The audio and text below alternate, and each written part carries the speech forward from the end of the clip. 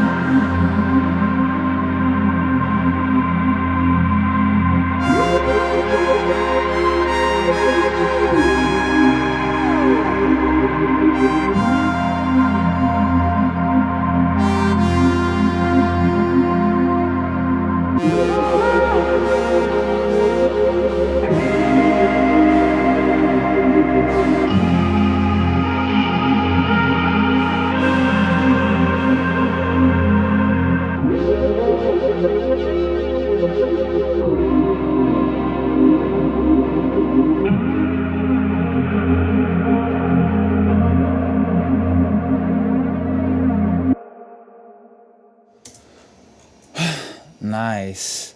I really like this one. I really love this sample. I'm excited to break it down. So let's get it going. Okay, so I think I started this one with the chords. I don't remember which chords I played. I kept the midis. First of all, there's a lot of differences that y'all can notice from last week's video. I'm on Ableton right now. I started to use Ableton I think last month. I like it way more than FL for making samples. There's no MIDI also. Everything's audio. Nowadays I bounce everything to audio like as soon as I play it. I like audio way more. I think that you can manipulate the audio way more than you can do with MIDI. MIDI is just triggers for the notes. So when I'm working with audio, I can do all these chops, do everything like automations. I don't know. I just think it's more easy to do when you're working with audio than MIDI. So the instrumentation was done through MIDI. It's all Turia synths, but I bounce everything to audio, and I'm using a lot more colors to help me organize the session. So yeah, I think I started with the chords. I think I can pull the original chords that I played. These are the chords. that I play the progression. I bounce it to audio, but I keep the MIDI here. But yeah, this is how it sounds.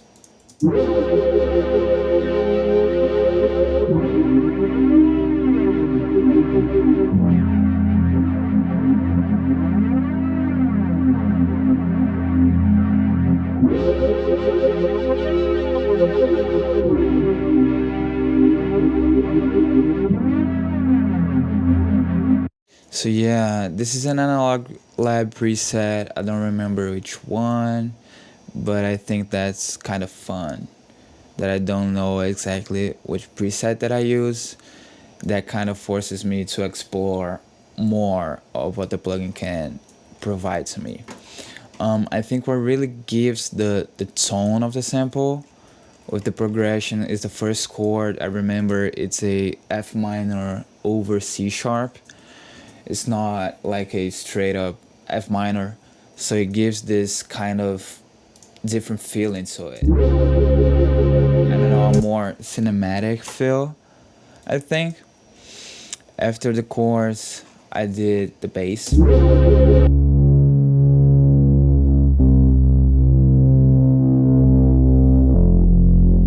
I'm not gonna lie, this is probably like that same preset from last week.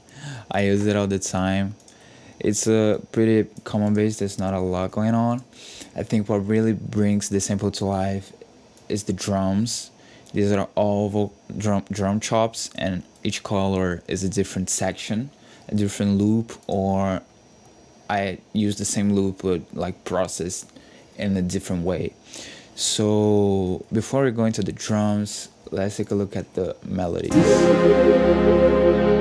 So when you reach the hook or the verse, there's another synth with the chords.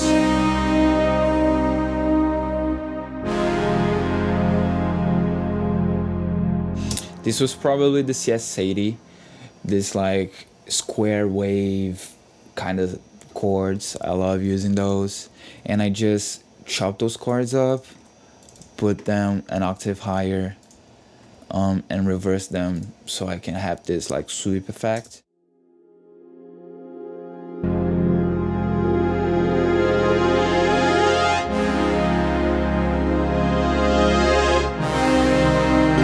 I think it really like helps with the momentum of the sample. And there's this really nice bell sound that comes in.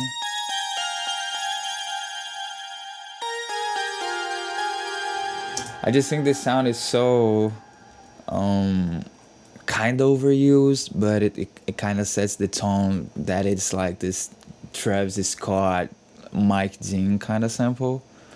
I really like it. So after that, a couple of vocal chops comes in.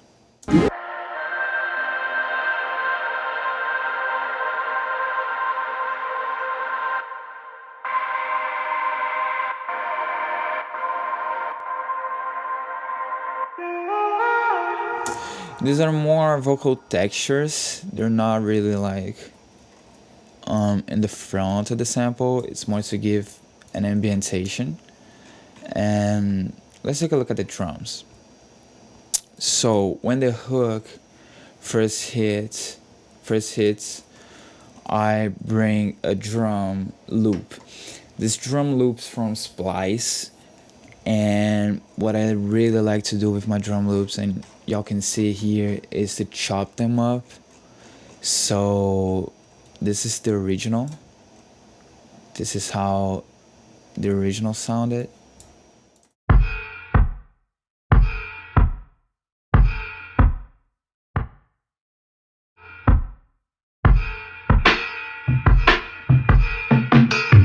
So yeah, I really like this stutter kind of sound. So I chopped it up, put it in here, chopped it out a bit more so it fit like the rhythm that I wanted.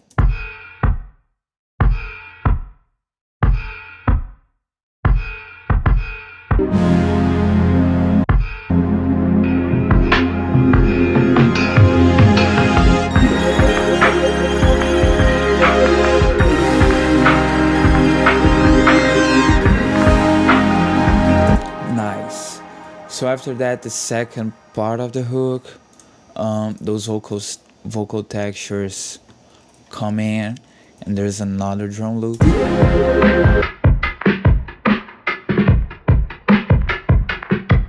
And this is something that I still pay a lot of attention to, is the pacing of the sample, is the momentum of the sample. Same thing that I talked last week. So I really wanted the pace, like the momentum, to be faster on this section. So I brought in a more fast drum loop.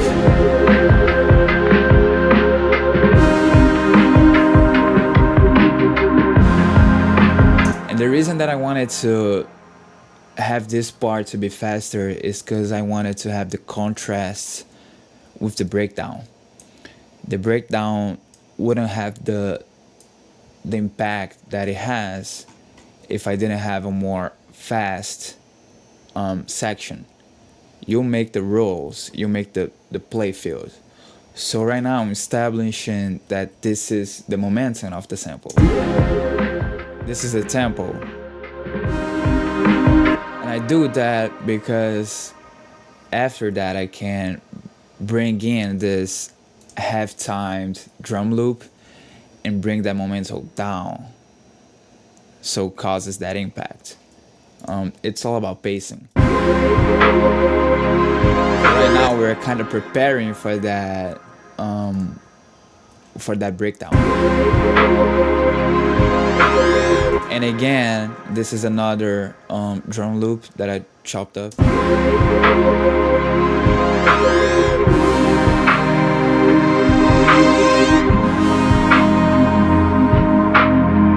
These vocal textures, by the way, they're all from Splice too. I just chopped them up and did a bit of automation on the panning when it hits this section, when it hits the breakdown, so it goes from the left ear to the right ear. But these are all from Splice. I just chopped them up. These are originally like long textures, you know. I just took the part that I wanted and brought them in. So right now we're dropping into the breakdown, and before the breakdown drops, I bring in another drum loop just because I wanted this feel.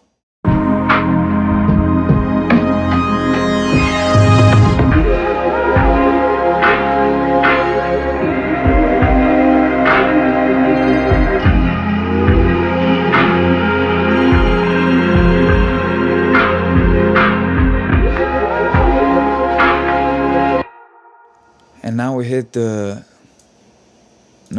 the breakdown. And again, I love using drums because it's a pretty straightforward way to put a tempo, a pacing on your sample, and it makes it sound more like a real song than just something that I play. So in the breakdown, we get this half-timed drums.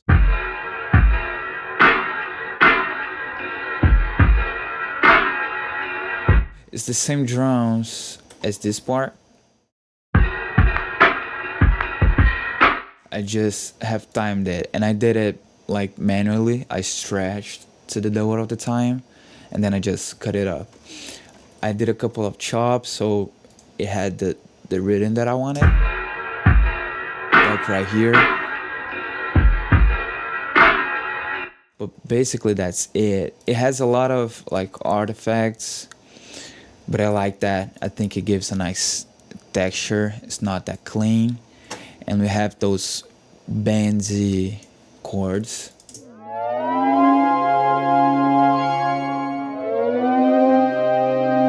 These are chords that automate from 5 semitones below to when it hits the note that I'm playing. So it's just bringing out the notes, the pitch.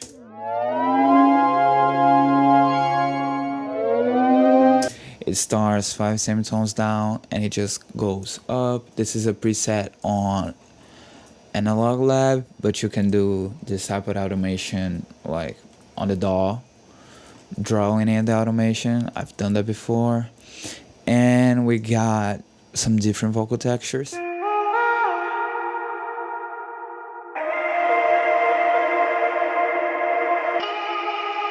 that automation I talked about is pretty like rough, how it just moves straight up left to right with no movement, but I kinda like it that way. I think it fits with the artifacts of the drums and how old and vintage it sounds. So after the breakdown, we go to this next part.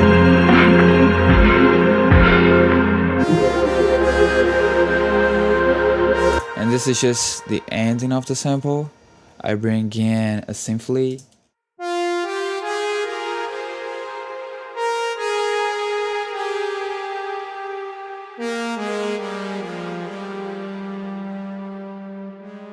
And this is really like playing with octaves, starting like really high and then bringing it down as the melody goes on.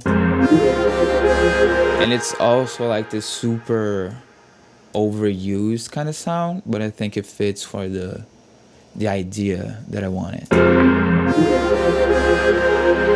Same vocal textures, and those chords they repeat on throughout all the sample.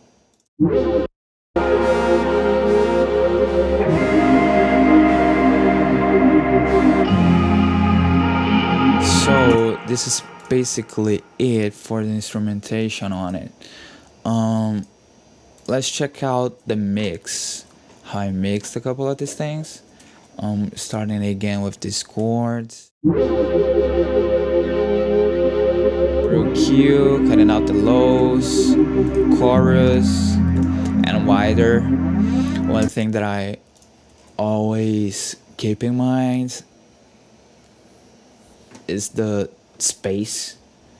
So I don't want these chords to be centered down. I don't want them to be the focus of the sample.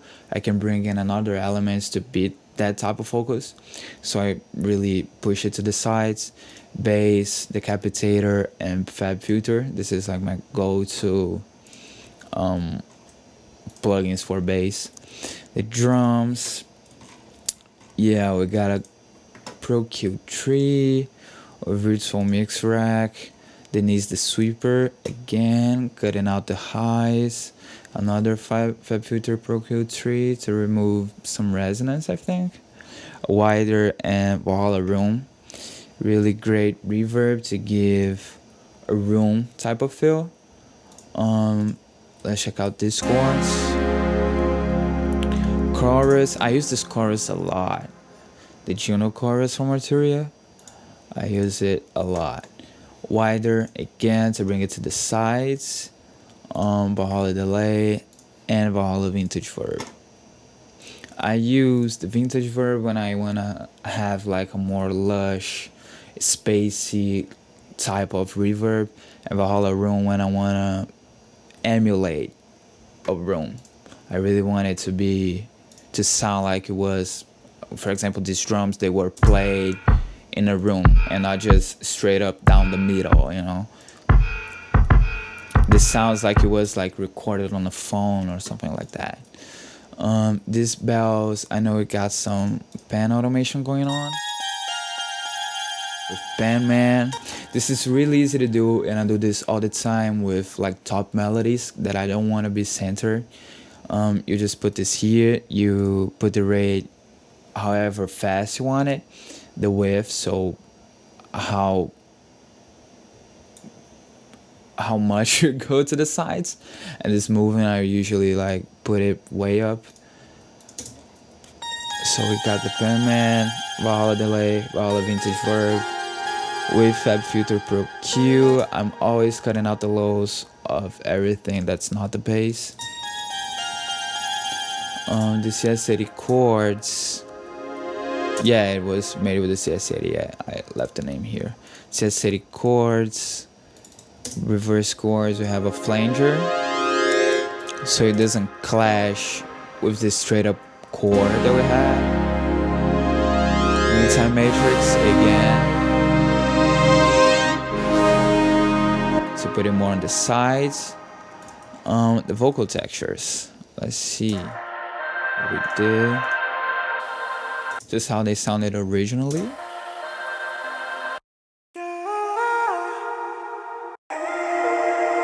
It already sounds pretty nice, but I wanted to mix it to fit the sample. So again, another Pro Q3. This is a bandpass, getting out the highs and the lows. Then is the sweeper again. I use it to cut out. Then is the sweeper is basically a sweeper, a filter, but it's like interactive. So it starts cutting and it brings a bit of resonance when it's where it's actually cutting it. So it has like this different kind of sound to it. Wider again because I don't want it down the center, and Valhalla vintage verb. Let's check out this bendy chords. Again, cutting out the lows. Then is the sweeper one more time and wider. I didn't even put reverb on this. And let's check out this lead. Another bandpass, cutting out the lows and the highs. Another Juno chorus, again Valhalla delay, Valhalla vintage verb, and Panman. I don't use a lot of plugins. I use like a handful of plugins that I use all the time, but it's not actually a lot of them. You don't need a lot of plugins. You can literally do all of this with the stock plugins. So I think this is basically it. Then I just stamped it out at the end, and I have something on my master, like my master sauce. It's just virtual mix rack with the Hollywood preamp. There's a couple pre's that I really like here, the New York, the London, and the Hollywood. Each one of those has a different character. The Hollywood is more lush and soft sounding, so I use it here.